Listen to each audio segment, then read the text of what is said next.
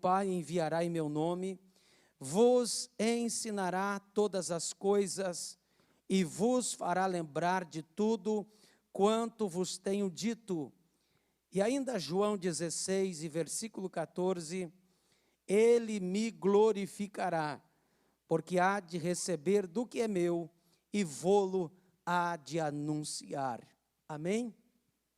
Vamos orar uma vez mais ao nosso Deus e pedir que a bênção dele esteja nesse ambiente, nesse estudo da palavra de Deus e também alcance todos que estão nos vendo e ouvindo pela internet. Pai Santo, nós te louvamos nesta manhã de domingo e pedimos, ó Deus, que o teu Espírito Santo, que é tema do estudo desse dia, venha nos esclarecer, nos ensinar, nos ajudar a compreendermos melhor a tua palavra.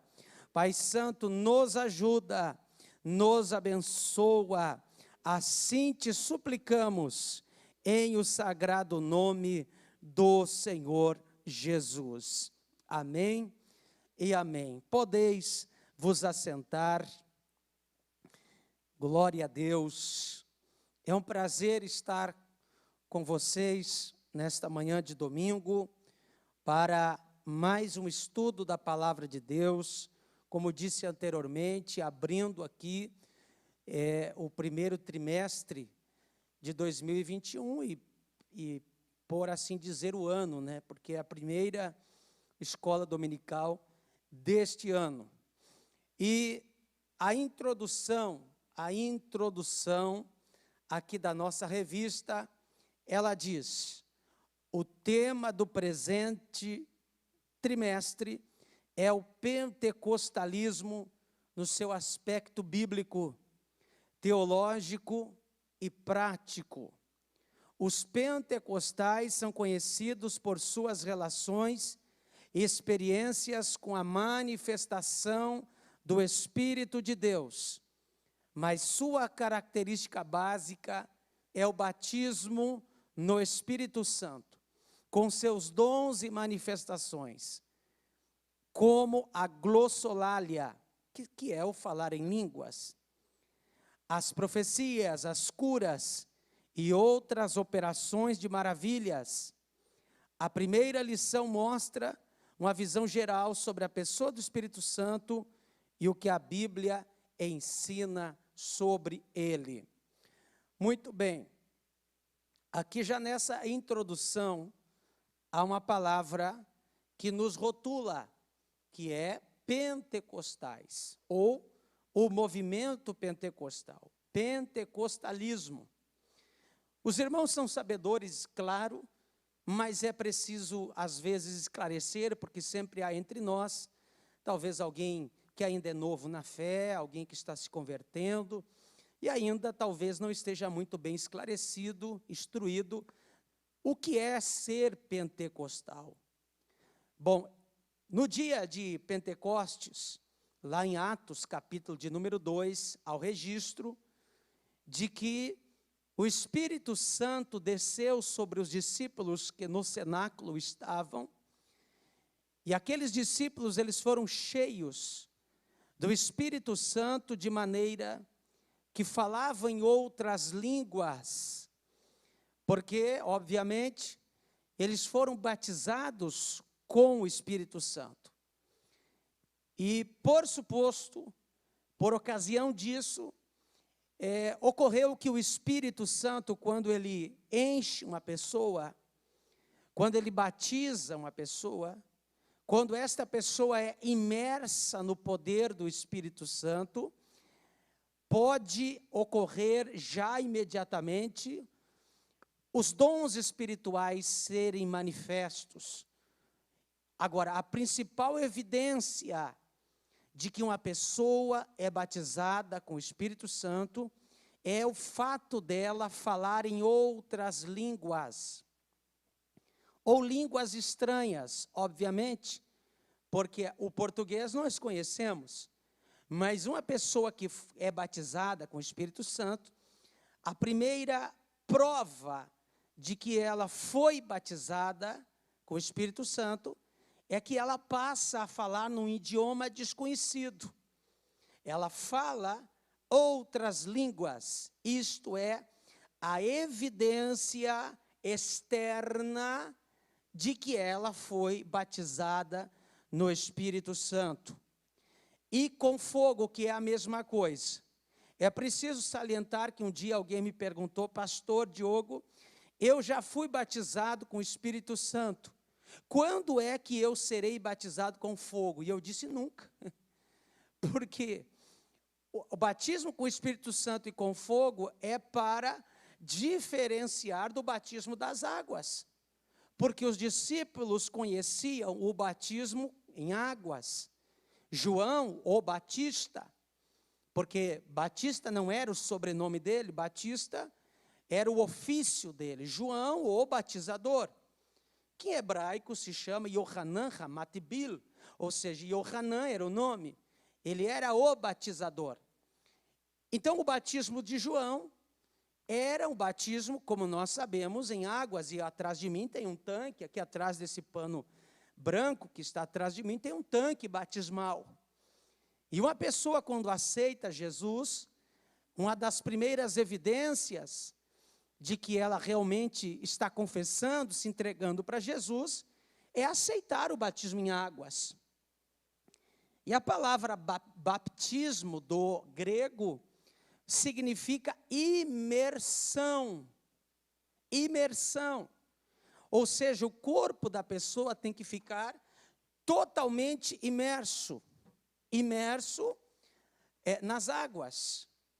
E não é tema de hoje, mas por aí, por esse termo já cai por terra o batismo por aspersão, que alguns movimentos, que algumas igrejas por aí costumam batizar seus fiéis, seus membros por aspersão, jogando um pouquinho de água na cabeça da pessoa. Bom, isso não é bíblico, porque batismo, na sua essência, na raiz, na etimologia da sua palavra, só pode ser de um jeito: o corpo totalmente mergulhado, imerso nas águas.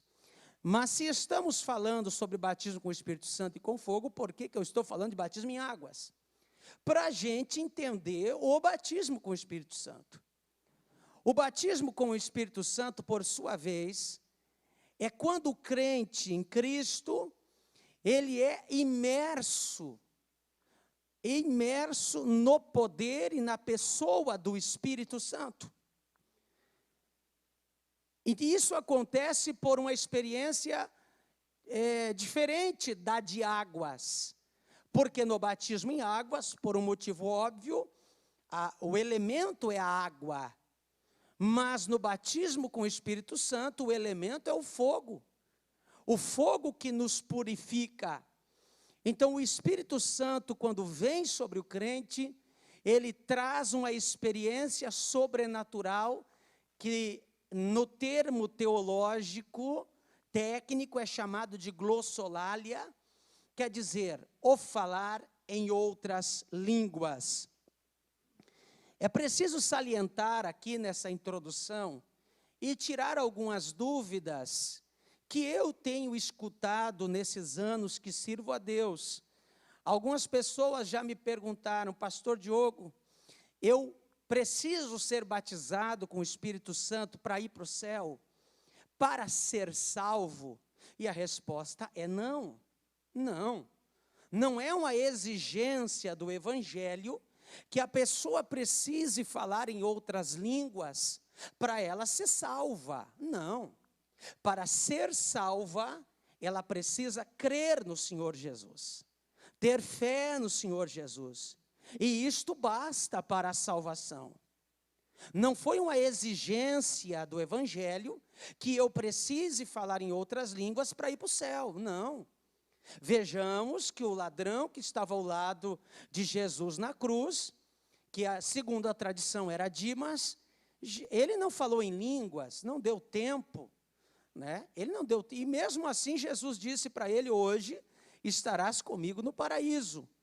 É claro que eu e você temos mais tempo, comparado com o Dimas que estava ao lado de Jesus na cruz, Então nós temos tempo para buscar esse batismo, mas ele não é preciso deixar isso bem claro, ele não é um pré-requisito para a salvação.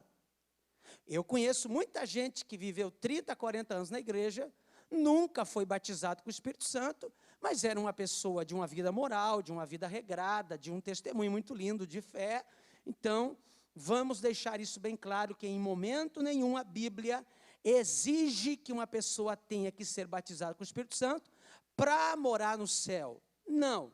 Agora é preciso salientar que o batismo com o Espírito Santo, ele é um revestimento de poder. Jesus disse: ficai em Jerusalém, até que do alto sejais revestidos de poder. Esse poder vem de uma palavra grega, dunamis, que significa quase como o dínamo que acontecia, né, lá na bicicleta, você há de lembrar, que eles geram a energia. É só para você ter uma pequena ideia.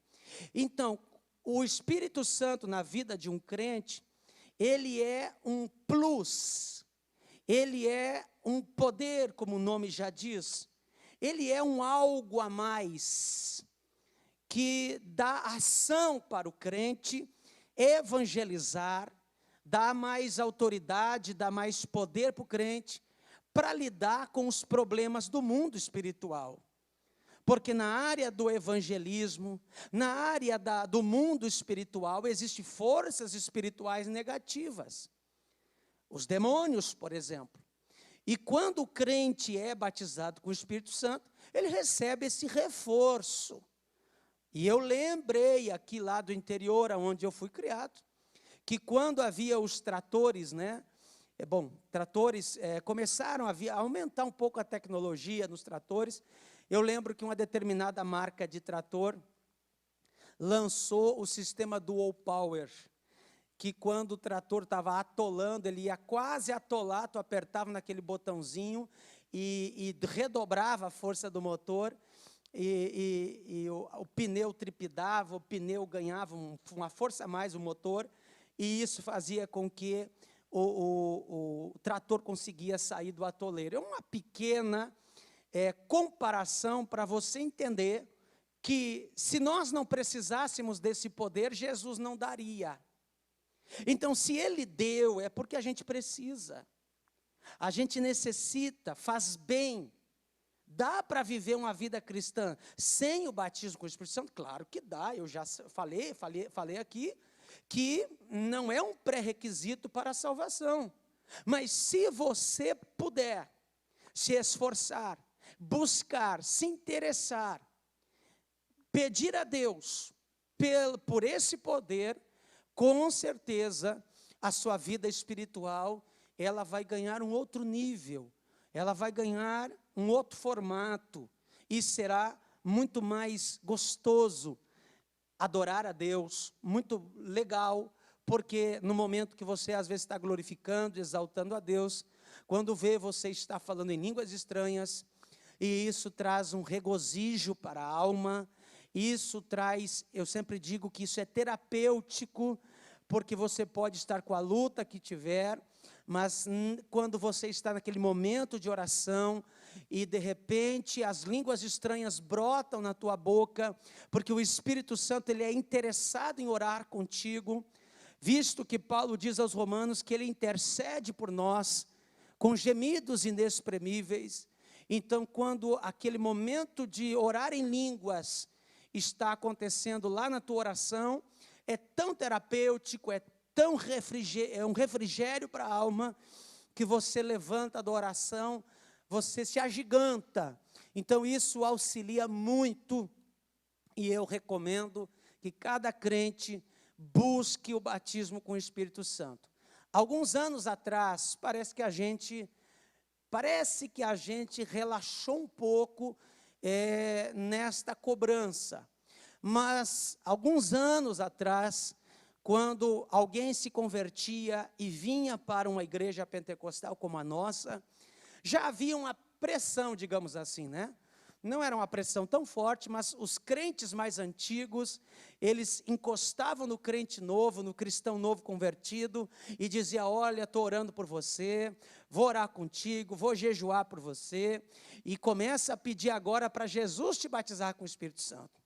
E o crente novo convertido já ficava incomodado com aquilo, e ele já via outro falando em línguas estranhas, e ele já queria aquela experiência, fazendo com que o novo convertido buscasse a Deus, e pedisse isso, e acontecia. Jesus batizava, e ele ainda batiza, mas parece que a gente esqueceu um pouco de falar sobre esse assunto, e ele é sumamente importante. Ainda nessa introdução, eu preciso salientar uma coisa. O que difere o movimento pentecostal do movimento cessacionista, que nem é um movimento porque ele não se move. O movimento cessacionista vem da palavra cessar. E eu não vou citar aqui, por uma questão de ética, as igrejas que são cessacionistas, que são muitas.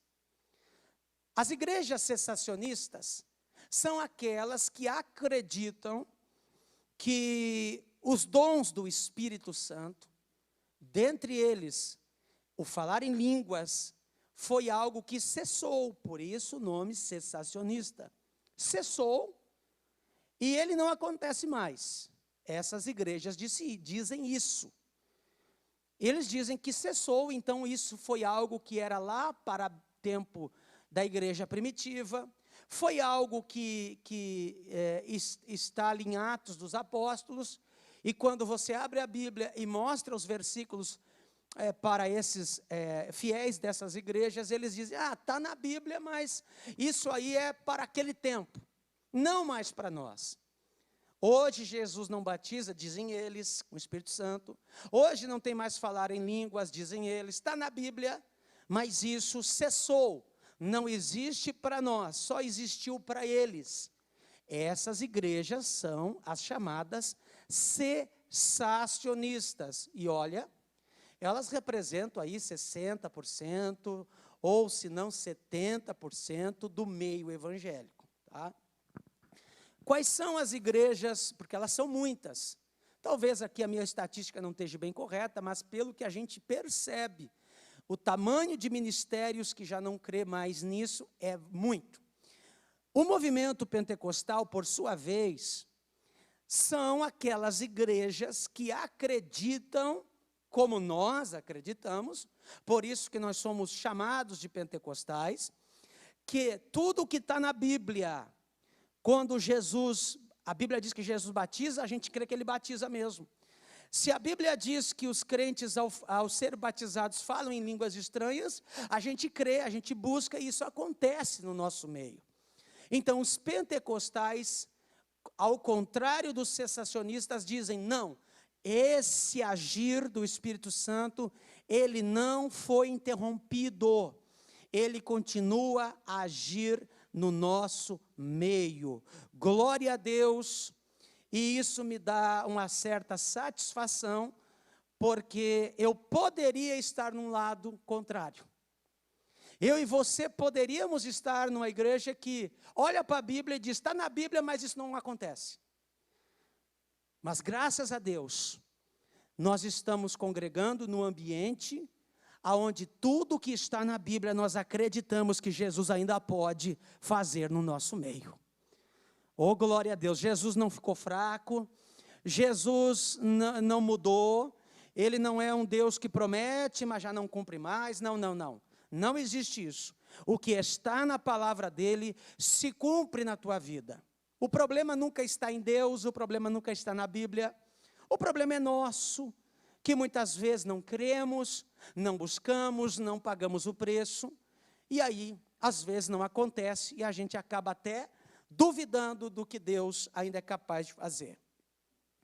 É preciso ainda salientar, porque essa é a primeira lição, e já que eu entrei no assunto do pentecostalismo, e é pauta, o batismo com o Espírito Santo, ele abre a porta para que o cristão venha receber os dons espirituais, que é o dom da profecia, o dom da variedade de línguas, e quem sabe nós vamos ter outro momento para diferenciar, não vai dar tempo para falar tudo hoje, o que é línguas estranhas por evidência, que é naquele dia que tu é batizado, o que é variedade de línguas como dons do Espírito, que é um dom diferente, ainda está no campo das línguas, mas tem as línguas estranhas da evidência, do dia em que você é batizado, e tem línguas estranhas como dom de línguas, que é a variedade de línguas.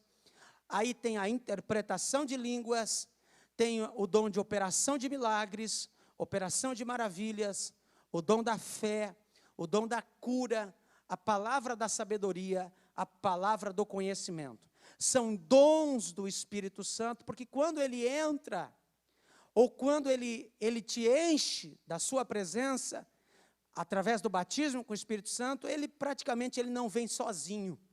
Ele já vem com um pacote de benefícios que, traduzindo, seriam os dons espirituais.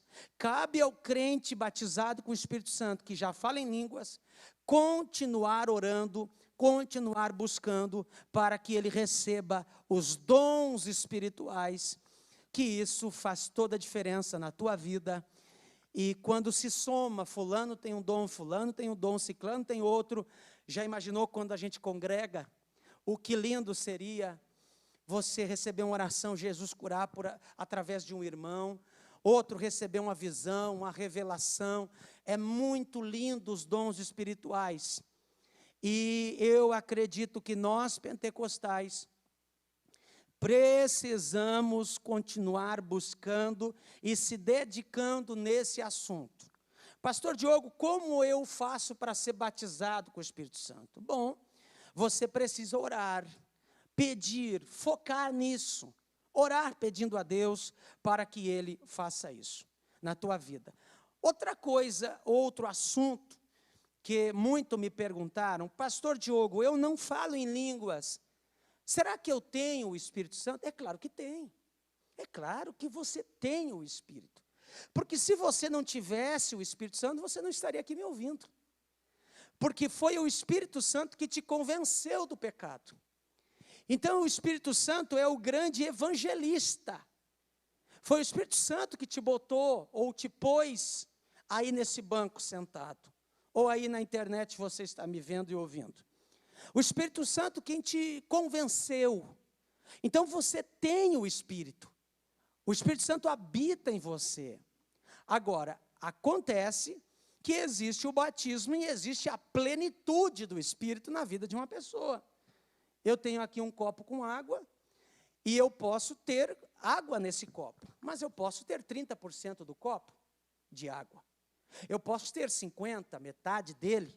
Eu posso ter 70% de água no copo e eu posso ter 101%. E quando eu cheguei no 101%, obviamente, vai transbordar a água do copo. Vai transbordar. E o transbordar do Espírito, desculpe a comparação, mas é o falar em línguas. Porque você está tão cheio que, de repente, não tem mais glória a Deus para dar, não tem mais aleluia. Quando vê, já sai línguas estranhas da sua boca, porque transbordou. Então, você tem o Espírito. O pecador que entra aqui e aceita Jesus, ele tem o Espírito. Agora, uma coisa é ter o Espírito Santo, outra coisa é ser cheio do Espírito Santo. Ainda que a Bíblia Sagrada nos recomenda, enchei-vos do Espírito Santo, disse Paulo, na carta aos Efésios.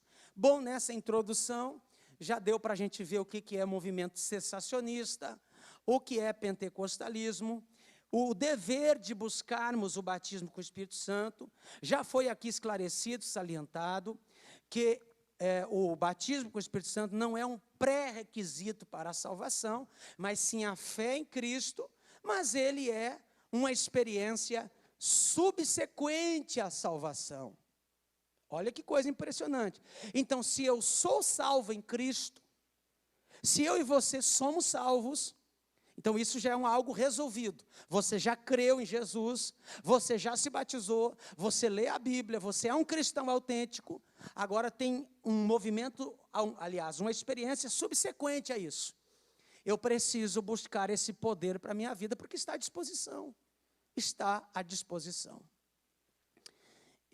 Como é próprio, né, de falar sobre isso, até lembro que o pastor Ângelo contou a experiência dele quando foi batizado com o Espírito Santo, e já que eu estou no assunto, eu vou falar rapidamente. Quando eu e minha esposa fomos para a igreja, ela foi batizada com o Espírito Santo com 3 meses de culto, 3 meses, e eu olhei para ela chorando e falando em línguas estranhas, e eu pensei, mas como é que pode? E eu fiquei 2 anos orando, e buscava muito, mas na época em que eu me converti, havia uma pressão no novo convertido. Havia uma pressão muito forte, e os crentes mais antigos, eles nos intimavam. Agora tu está aqui na igreja, eu vou orar por você, viu, rapaz? Você tem que dobrar o joelho na tua casa. Eu me lembro de um ancião, um evangelista, que tinha lá os seus... Na época, hoje ele não vive mais entre nós, está no céu, um homem de Deus, já tinha na época os seus 70 e poucos anos, e ele foi o que me adotou, porque parece que a igreja de 20 anos atrás, eu 30 anos, sou da casa dos 20 anos atrás, né? Os crentes mais antigos, eles adotavam um crente novo, e eles apadrinhavam esse crente, esse cristão novo convertido, e havia aquela pressão. E aquele homem foi quem Deus usou para fazer aquela pressão em mim. Rapaz, vai orar, viu? Não adianta eu ficar orando lá e você não ora. Vai jejuar, vai orar, pede para Jesus te batizar. E toda vez que eu vinha no culto, ele vinha com a mão sobre mim, orava, insistia para Jesus me batizar. E tudo isso me motivou. Eu agradeço a Deus pela vida daquele ancião. De maneira que eu levei 2 anos para ser batizado com o Espírito Santo. Queridos, foi um tempo que eu me firmei na palavra e Deus achou de me batizar lá na minha casa. Porque não tem lugar para Jesus te batizar.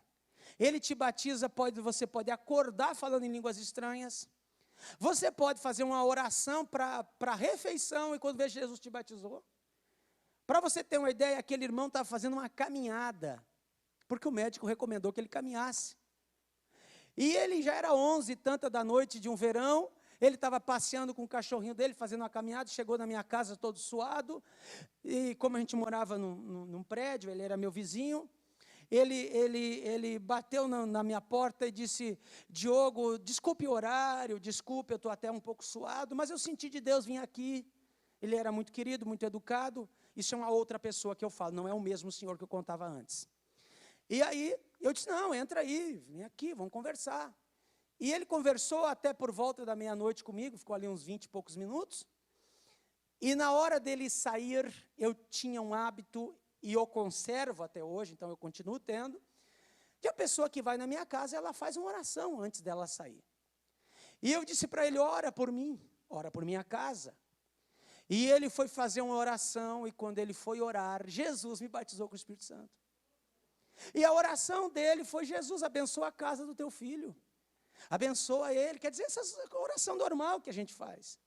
Mas foi um dia de Deus. E ali eu falei em línguas estranhas pela primeira vez na minha vida, e eu conservo até hoje. Tá? As línguas estranhas, lá para o teu momento de oração, é algo fantástico. É algo muito bom, e eu animo você a buscar. Não se sinta decepcionado, porque você não fala em línguas ainda, não se sinta menosprezado, não. Foque nisso. Eu me lembro que eu ouvi o pastor Ângelo contando, acho que foi aqui no culto da virada, e aconteceu quase a mesma coisa comigo. Eu falei para Jesus, Jesus está aqui na tua palavra, eu não vou te pedir outra coisa, tá? Eu não vou te pedir mais nada, mas eu vou insistir com o Senhor, porque a sua palavra manda insistir, pedi e recebereis, buscai e achareis, então eu vou insistir até um dia vai acontecer. E eu estabeleci que eu não pediria outra coisa para o meu Deus, a não ser a mesma oração. Todas as vezes que eu orava, eu dizia: Jesus, lembra do Senhor me batizar. É promessa, está na tua palavra, eu quero. Chegou o dia que Jesus me batizou, e eu animo a você a orar pedindo isso. E às vezes, agora a gente não está fazendo muito, né? De trazer as pessoas para o altar e orar por elas. Mas mesmo assim, peça para os líderes da igreja orarem por você, com imposição de mãos. Peça para as pessoas orarem por você. Jesus pode te batizar aqui dentro do templo, ou Ele pode batizar você lá na sua casa, e isso é muito interessante, é muito gostoso. Vamos adiante, queridos. Nós vamos ter tempo ainda para falar sobre essas coisas, mas é muito bom entrar nesse assunto. A revelação do Espírito Santo nas Escrituras. O que os crentes precisam saber sobre o Espírito Santo? Sobre a sua divindade, a sua personalidade, os seus atributos divinos e as suas obras de acordo com a revelação bíblica. É preciso aqui salientar algo, queridos. Muito se pensava que o Espírito Santo era uma bola de fogo. Até antigamente a gente ouvia falar isso. O Espírito Santo é uma bola de fogo. Não, ele não é uma bola de fogo. A Bíblia, às vezes, usa ele como símbolo de vento, de óleo, de fogo, mas ele não é fogo, ele não é uma bola de fogo, ele não é vento, ele é uma pessoa. Ele é uma pessoa. Ele é a terceira pessoa da Trindade, mas não é menor que o Filho e não é menor que o Pai. Ele é um membro da divindade.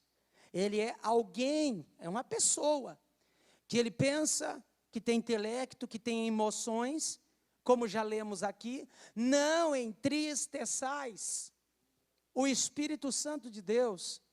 A palavra entristecer do grego também pode ser traduzida por não aborreceis o Espírito, não magoeis o Espírito Santo.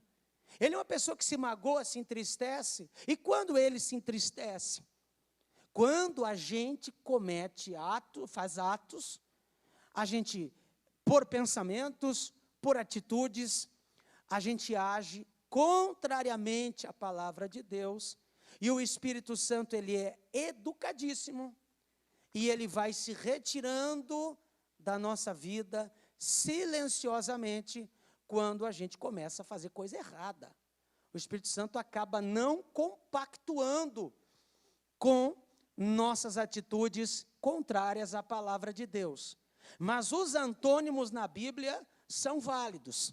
Se ele se entristece, ele também se alegra. Quando ele vê você na igreja, quando ele vê você lendo a Bíblia, escutando um louvor, falando com Deus, o Espírito Santo se alegra. Ele se alegra em ti.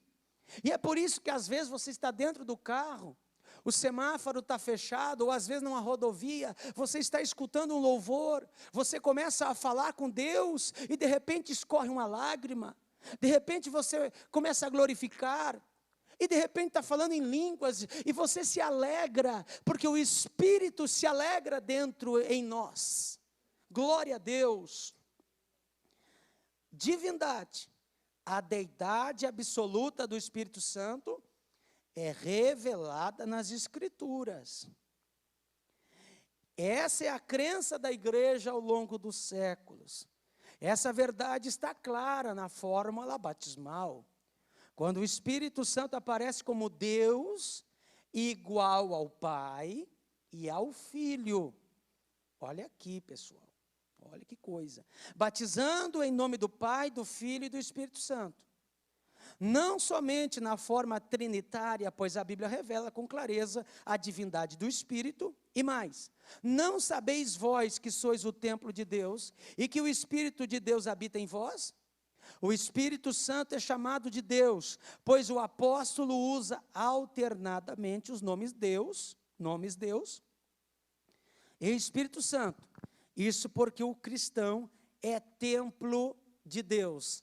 Assim habita no crente o Deus trino e uno, o Pai, o Filho e o Espírito Santo, como em Atos 5, versículo 3 e 4, Deus e o Espírito Santo são a mesma deidade. Bom, pelo que foi dito aqui, então o Espírito Santo, ele é Deus. Também é Deus.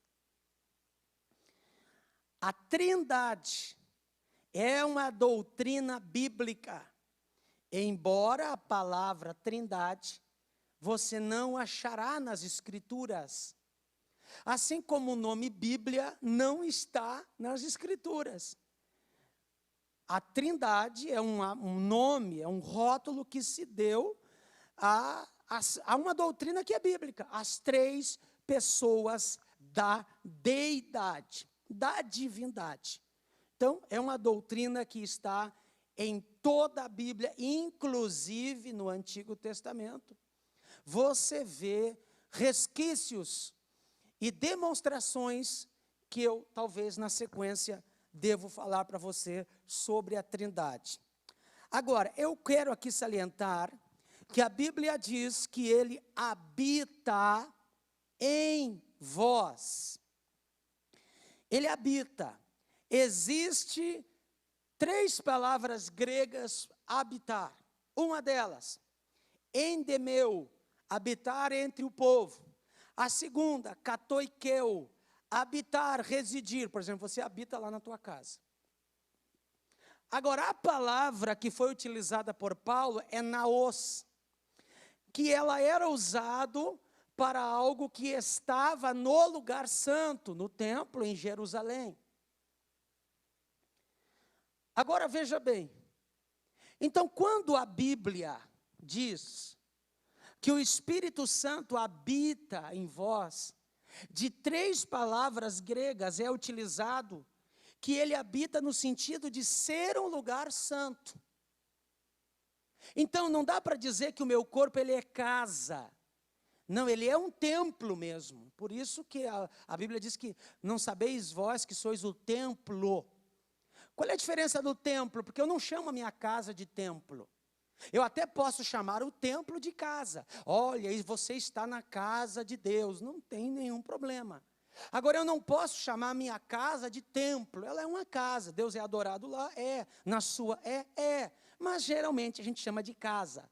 Agora, templo é algo sagrado, é algo que é dedicado para ali o nome de Deus ser reverenciado. Ora, se a Bíblia diz que o teu corpo ele é templo, naos, no sentido de ser habitado pelo Espírito Santo, para fazer do teu templo, do teu corpo, não uma casa, não a residência, mas ele ser transformado em um santuário para o Espírito Santo morar na tua vida. Glória a Deus.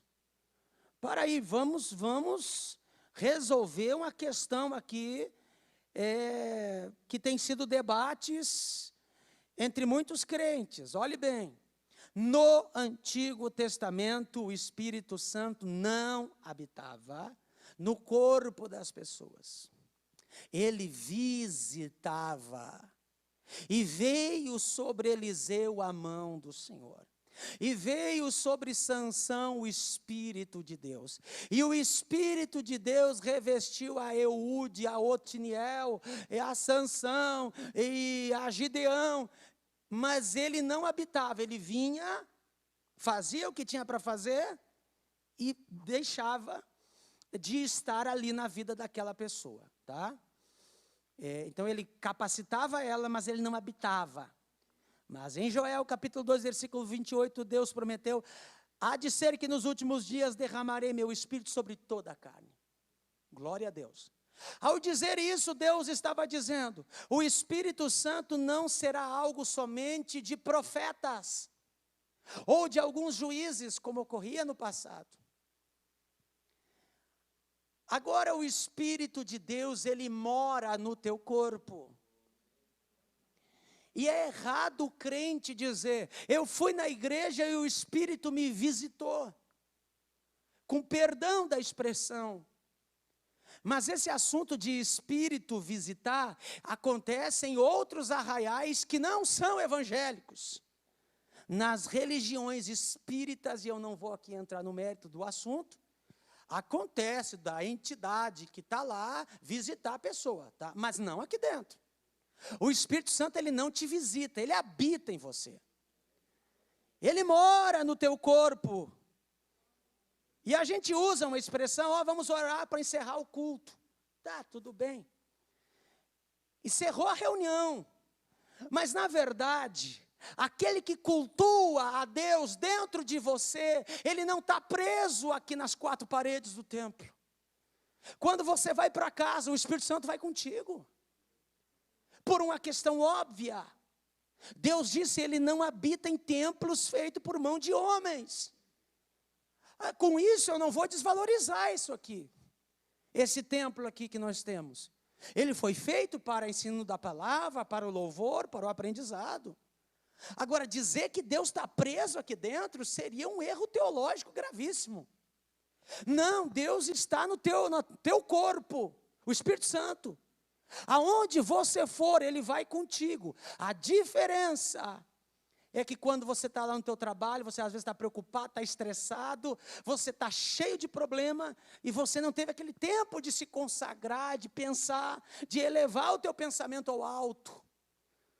Mas daí você se fecha naquele departamento, naquele quartinho. Eu me lembro que muitas vezes na empresa que eu trabalhava, muitas vezes eu ia lá para o banheiro. Quem já não fez isso, né? Ia lá para o banheiro, às vezes começava a falar com Deus, fechado. E aí eu estava com 20% do Espírito Santo, e eu comecei a falar com Deus, orar a Deus, me quebrantar, comecei a glorificar, às vezes ali quietinho, e de 20 foi para 30, foi para 40, foi para 50, quando eu vi já estava falando em línguas estranhas lá dentro do banheiro.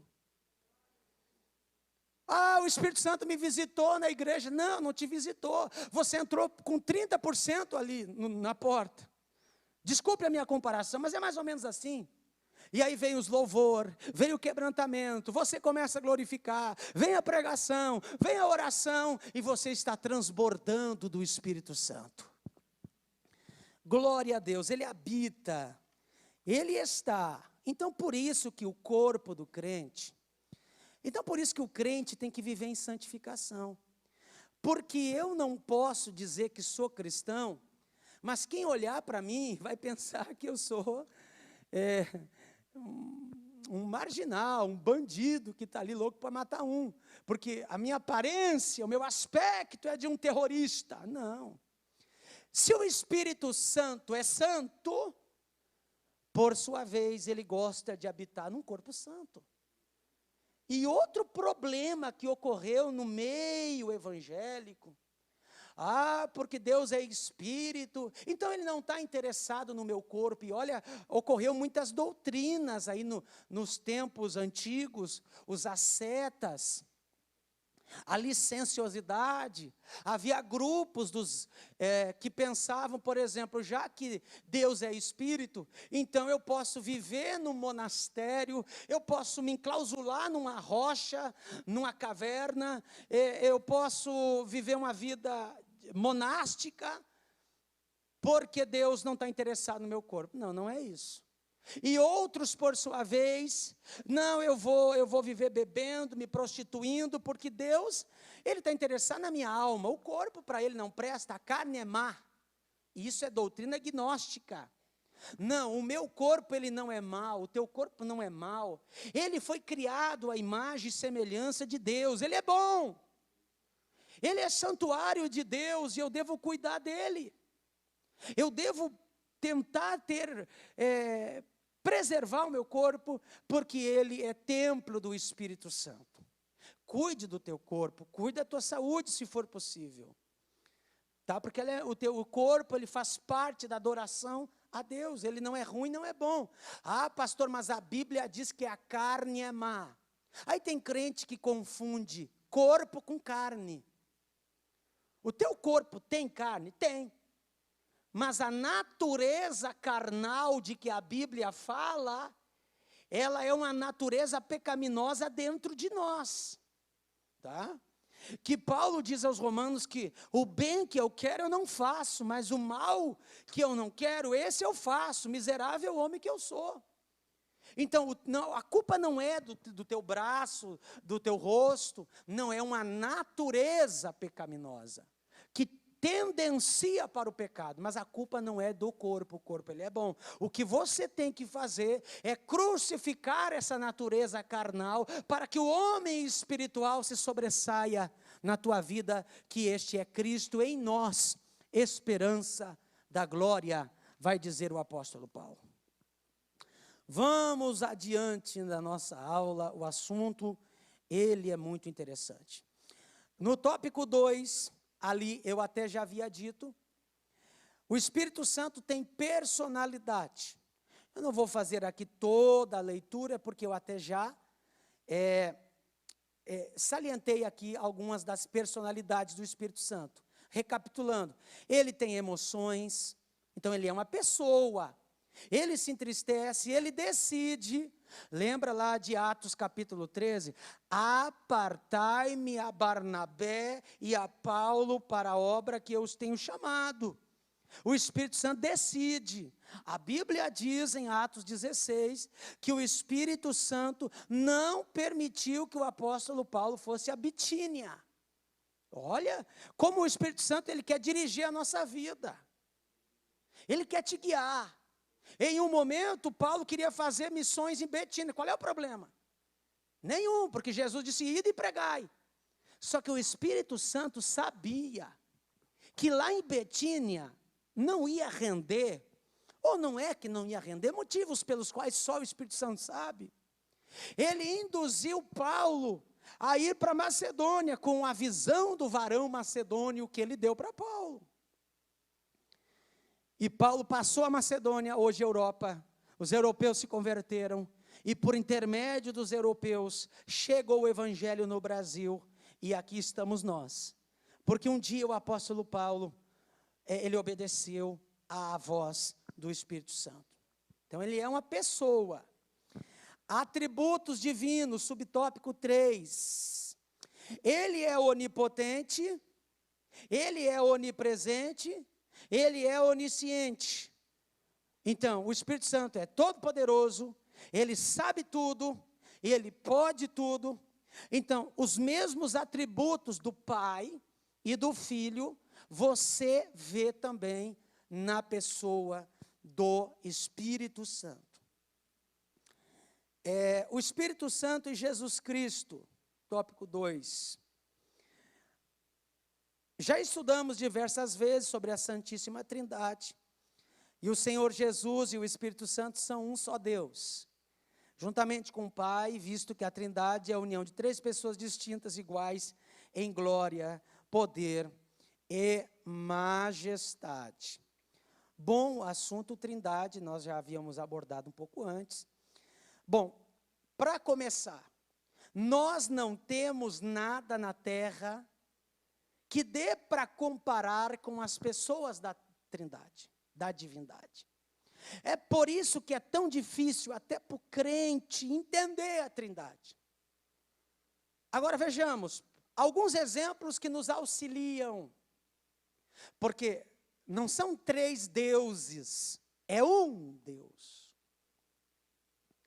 Manifesto em três pessoas, nenhum é maior que o outro.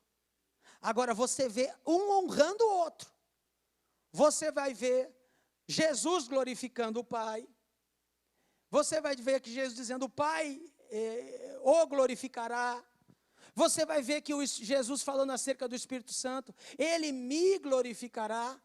Eles são tão humildes e tão unidos, que um dá glória para o outro. Um honra o outro, assim deveria ser aqui entre nós. Eu olhar para você e honrar a tua vida. E te exaltar, no bom sentido da palavra, te elevar, te honrar, te respeitar. Não deveria haver menosprezo no nosso meio. Não deveria haver humilhação no nosso meio. Ou seja, eu te humilhar, eu te pisar, isso não pode acontecer. Eu tenho que te honrar, e você honra o teu irmão, e isto é unidade. Quando todos são unidos. Agora vejamos um exemplo. Quando você pega, todos nós conhecemos um ovo, por exemplo. ele tem casca, ele tem gema, e ele tem a clara. Né? São 3 coisas diferentes, mas quando unidas elas compõem aquilo que nós chamamos de ovo. A água, por exemplo, a gente lida com vários exemplos e a gente entende, mas quando a gente vai falar da Trindade a gente não entende. Por exemplo, a água, ela sai na tua torneira, o estado líquido, mas tem o cubinho de gelo, que é o estado sólido, e quando a chaleira lá, ou a térmica, a chaleira térmica, a chaleira, enfim, quando ferve a água, ela entra no estado gasoso e evapora. E tudo isso é água. A água que está no ar, a água que está na torneira e a água que está petrificada lá na tua geladeira. São 3 estados diferentes da água, mas tudo continua sendo água. Assim é a divindade. São 3 pessoas, mas é um só Deus. Nós não adoramos a 3 deuses, como o faz o hinduísmo, que tem vários deuses, mas a raiz do hinduísmo, na verdade, é 3 deuses. Depois deles vem outros, com uma hierarquia menor, mas não é assunto para hoje. Não, nós não. Adoramos ao Pai, adoramos ao Filho e adoramos ao Espírito Santo. Tá? Tem uma palavra aqui chamada pericorese, que é quando uma pessoa da divindade, ele quase que se funde a outra, mas não vem aqui ao caso a gente tecer grandes comentários a respeito disso. Jesus disse, não crês tu que eu estou no Pai, e o Pai está em mim?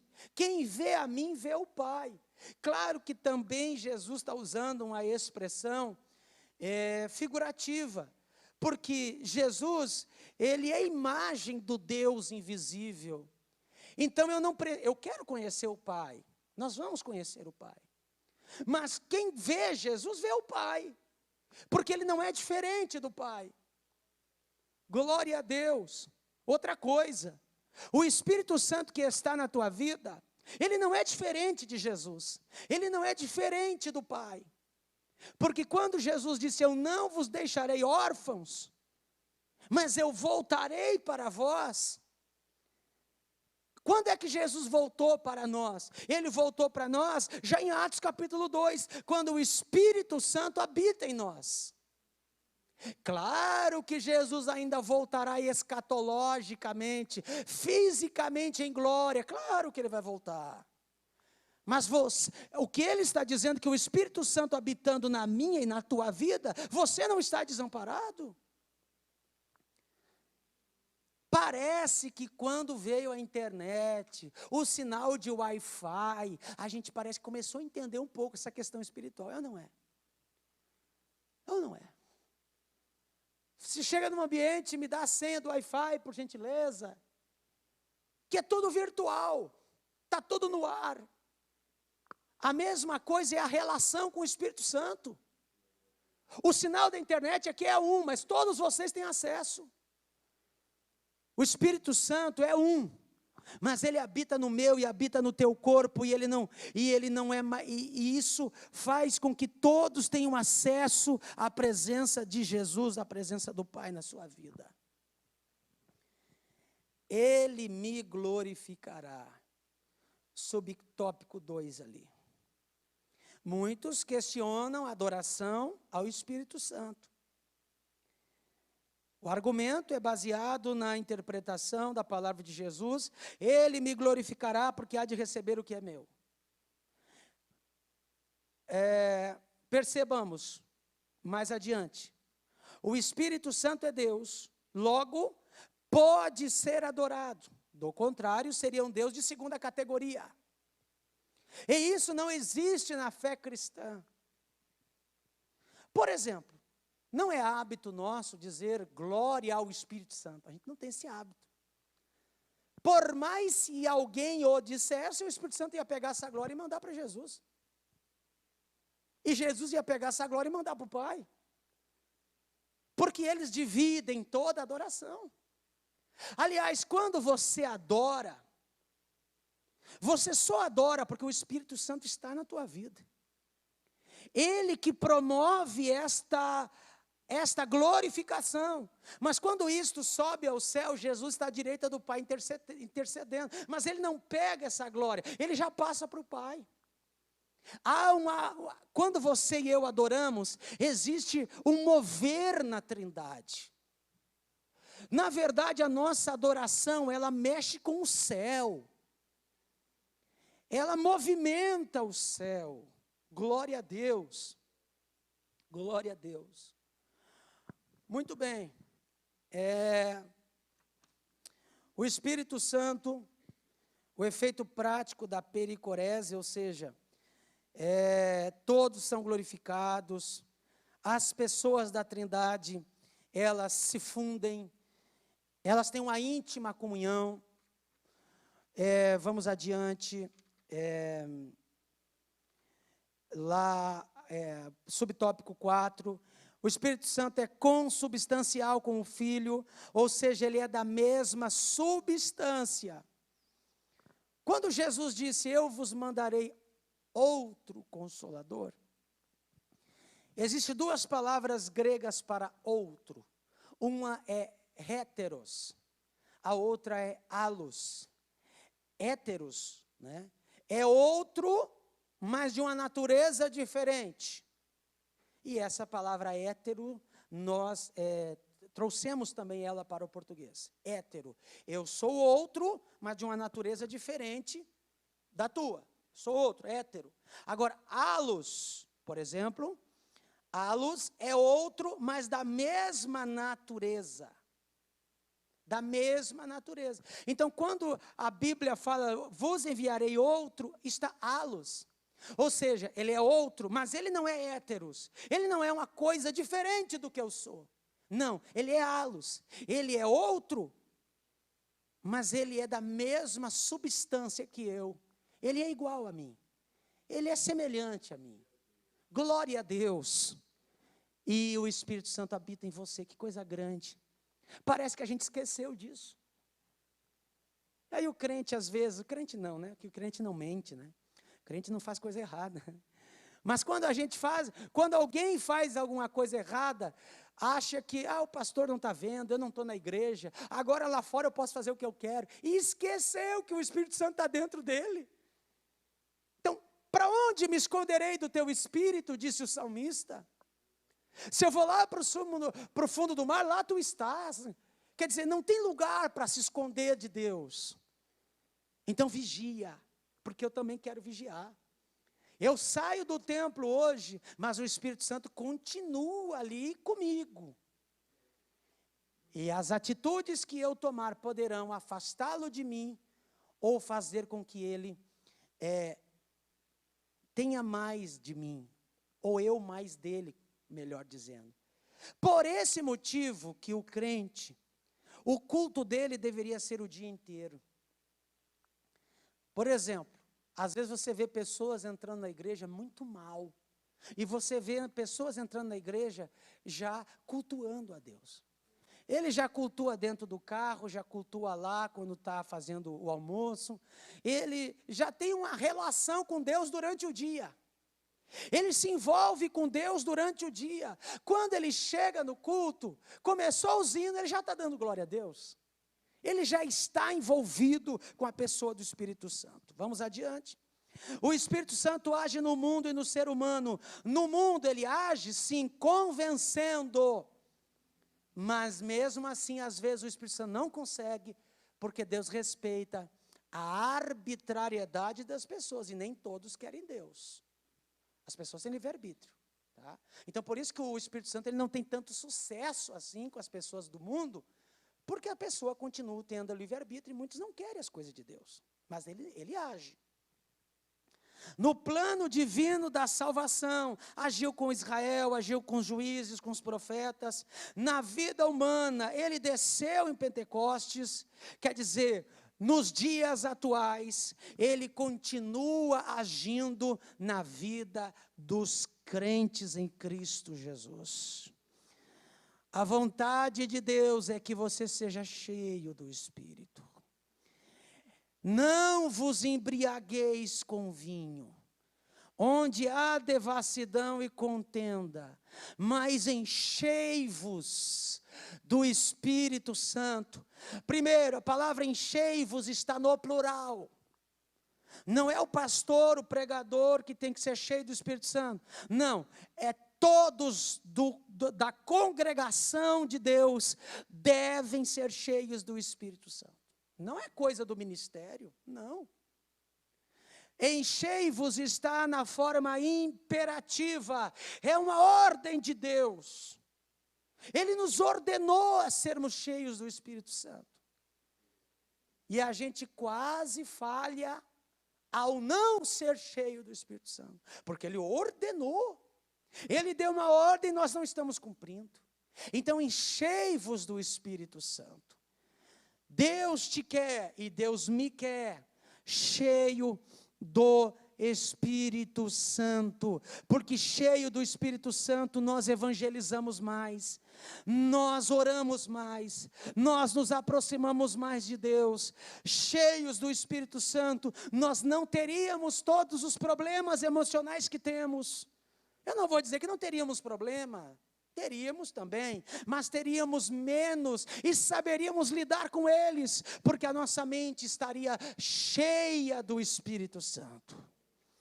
Busque hoje o batismo com o Espírito Santo. Busque hoje esse enchimento do Espírito Santo. Você não tem nada a perder, porque mesmo que Jesus não te batizar, mesmo que isso não aconteça da tua vida, você já vai para o céu, você está salvo.